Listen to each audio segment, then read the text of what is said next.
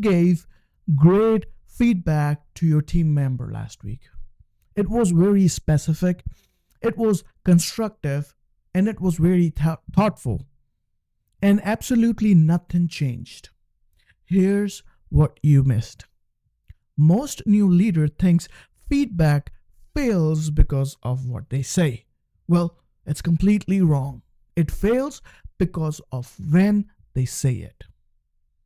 You give feedback 3 weeks after the behavior happened, or you tried to correct someone in front of the whole team when they needed private conversation, or you waited until the quarterly review to dump 6 months of accumulated issues. This is the one that kills the trust.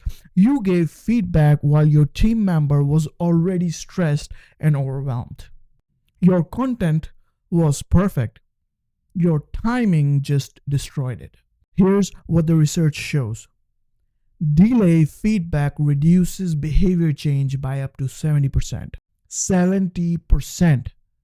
Just think about it. You could give mediocre feedback at the right time and get better results than brilliant feedback delivered 3 weeks late. Why? Because when you wait, 3 things happen. 1, the person has already moved on mentally. They have forgotten the context. That moment is gone. Number 2, they started wondering, if this was such a big deal, why didn't you tell me sooner? Now you've got a trust problem on top of the performance problem with the same person. Number 3, they have probably repeated the behavior 5 more times since the original incident. Now you are just trying to correct a pattern instead of a single moment. So, what's the solution?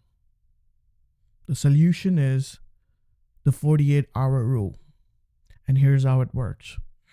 If you notice something worth addressing, you have exactly 48 hours to do one of 2 things. Option number 1, you give the feedback. Basically, you schedule the conversation, have it, and just get it done. Option number 2, consciously just let it go. And when I say let it go, I just actually release it. Not that I'll mention this in 3 months, or not I'll store this for the next review. No.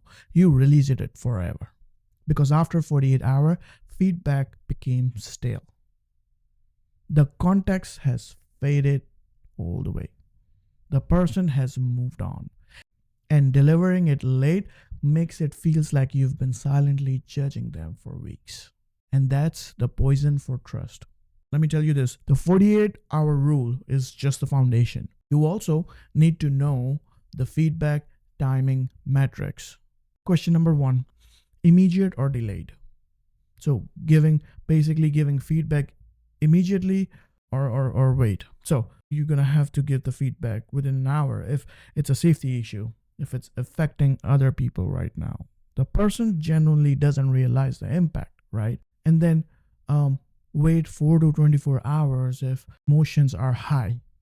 You need more information, but it's not urgent, so it can wait, right? Now, question number 2 is basically, is it going to be a public or a private? So here's the rule. You're going to have to praise in public and correct in private. So every single time, I don't care how transparent you think you are being, correcting someone in front of their peers destroy the trust faster. Yes, faster than almost anything else. If you violate this rule, you are created a relationship problem that takes months and sometimes years to repair. Then here is the question number 3. It's going to be for frequency. Different people need different feedback frequencies, right? So if it's a new team member, daily or every few days, right? If it's an experienced performer and been there for years, so you can just do a weekly check-in. And if it's a senior autonomous contributor to your team, well, maybe monthly or as needed, right? Match the frequency to the person and the situation, though, not to what convenient for you.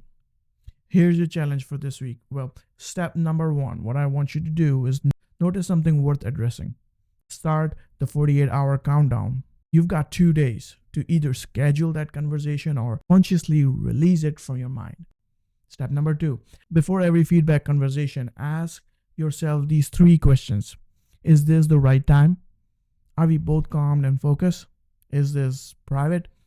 If it's correction, am I alone with them? Basically, that's what your inner brain, your conversation with your inner brain.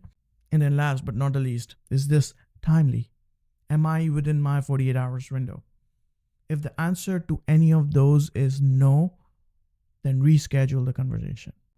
Now then there is the step 3. You have to track it, right? Everything you have to track it. For 1 week, write down every time you give feedback. Note the time, note what happened, and I guarantee you'll start seeing pattern in what works and what doesn't. Your team doesn't need more feedback. They need timely feedback. Master the timing, and your words will actually create change. This is what I want to say. Last but not the least, stop waiting, start leading. And I'll see you guys in the next one. Bye.